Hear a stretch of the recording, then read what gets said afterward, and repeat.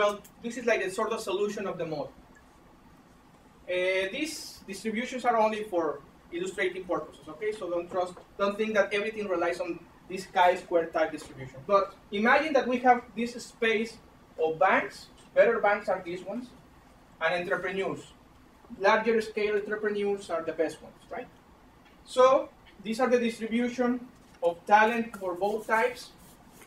And we know that not because rho is lower than 1, so not all the entrepreneurs are giving credit, only the best ones are going to have credit.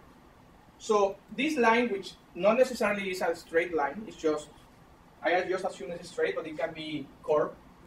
What means is the matching function indeed. But isn't your theta sort of confusing the quality of the project and the quality of the entrepreneur? So it seems like a lot of people are going to be excluded because they don't have a credit history or they're poor. Well, in theta is mixing those two together. You can create an index of quality of the project, but in the model so far it's just the size, the scale of the project, which is bigger projects, smaller projects. Not all of them have the capacity of having a counterpart, an intermediary. So just the best ones are going to give credit, and it's positive assortative because the best projects, the larger projects, are able to get credit from the best banks, lower cost banks. So far, those are the assumptions. Later, we can expand to introduce some variations on what the talent of the project means. Indeed, we will see that the measure of talent seems to be consistent in the data, and we will see why. So let us introduce an exogenous change in rho, which is what I observed in Mexico. Suddenly, starting 2006, the banking activity increases. You have more branches, you have more personnel, you have more people chasing credit from the entrepreneurs, okay? So the intensity rho increases. What do you expect to happen in the market? Well, first of all, we can assume that the density of types change somehow. In this case, it's more like downward because of how the figure is done, but that's not important. What is important is that the critical value, which is the last entrepreneur in getting credit, goes down. So the whole matching function modifies. Why? Well, because you have more guys able to provide resources at the market, more entrepreneurs are able to get credit. How much more? All these guys. In the distribution, it's like a huge mass. This is an hypothetical case that we are going to prove later, but imagine that we modified rho in such a way that this variation in the density of people given credit, executives, banks, resources, modifies the whole matching function. So what are the effects of this exogenous change so far? So you assume that this is all driven by the increase in the number of potential banks. Yes. Right? Why cannot be like the other side? Like there are more projects now, so yeah. You see an equilibrium, more activity, and more banks open because there's more projects to be financed. Yes, there's like an analysis of causality. You're right.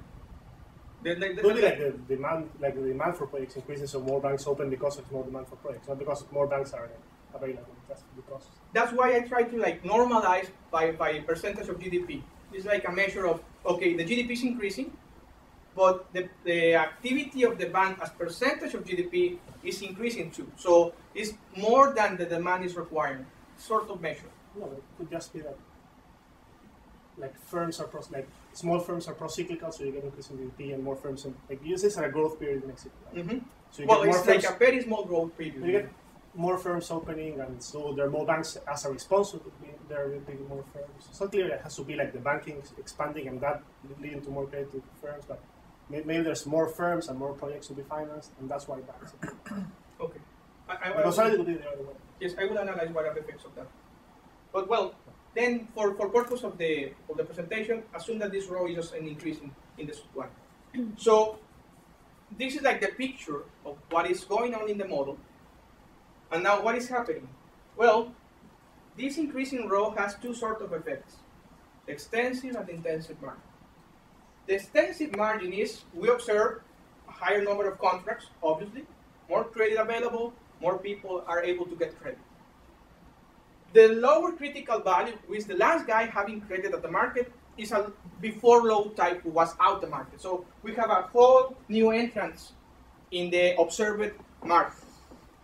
And because of the positive assortative relationship, the new entrants are being attended by the previous low type banks. So what this exercise is doing is comparing two different equilibriums. So we can imagine that for March 2004, we have one realization of distribution of banks, one realization of distribution of entrepreneurs. They match together and they solve the market. Yes? Couldn't the new demand, imagine all the banks have the same cost. Couldn't it just be that the new demand is sort of worse quality credit? So they have to, I'm thinking you're going to find that the new demand has to pay higher interest rates. Exactly. But that could also be true if all the banks have the same quality, the same cost. But it's just the new guys coming in have worse credit, so their terms higher. But the problem is that all the banks have the same cost. Yeah. You will not observe difference in the bank. I mean, you will not observe heterogeneity on the bank's side. You will observe just one bank getting all, and that's what you don't observe. We will see what the evidence shows, okay? But just keep in mind that what the data said is not that one bank is having all the credit, okay? You will observe that banks are specializing in it. And well, the intensive margin means that for the guys who were already there, you would expect to have better banks being attending these entrepreneurs, higher profits, which translate into lower interest rate for them. So, okay. Sorry. So this is what the model says. Let's jump to the data.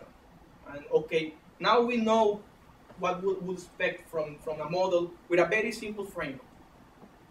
I'm having information from three sources. First, for intermediaries, I have a huge collection of databases regarding all the banks in the market, the 47 commercial banks in Mexico.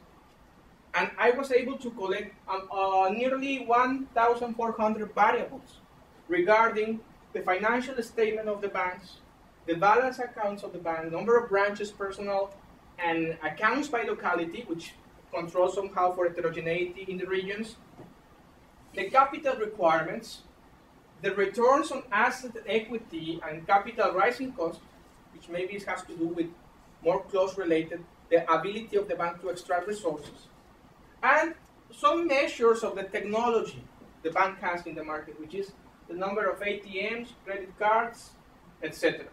This whole database comes from different parts, the Ministry of Finance, the Central Bank, the National Commission of Banks and Securities, the Mexican Association of Banks, among many others. So this is like a whole collection of information for the banking system.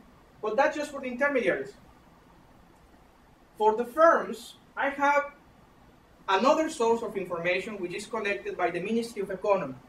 And this is a census.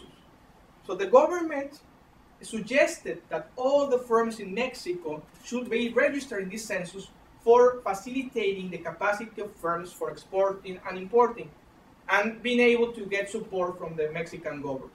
So while not all the firms are registered in this census, we were able to identify around like 57% of the firms who are in the census have credit at the corporate credit market.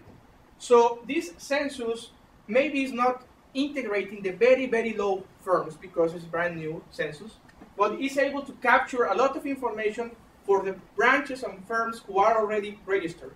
And information we have on 20 fields, including the tenure of the firm, the labor force, if the firm exports its products or imports some of its inputs, and the size of the firm in terms of sales, and the economic sector in different activities. Now, the interesting database that joins supply and demand is this one.